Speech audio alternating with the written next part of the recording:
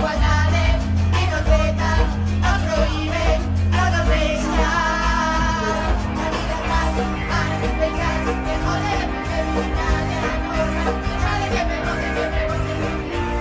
La libertad, pensar, que joder, que militar, de la norma, pensar que me vote, que me vote. La libertad, pensar, que joder, que militar, de la norma, pensar que me vote, que me vote.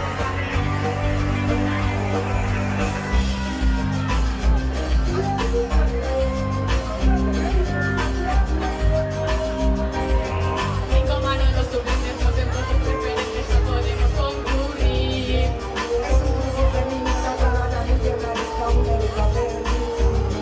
Patriarcado electoral, paridad ocasional, las mujeres brillan y sudan por chinflo, porque no hay paridad de ver una ilegalidad de mal entienden los principios de igualdades.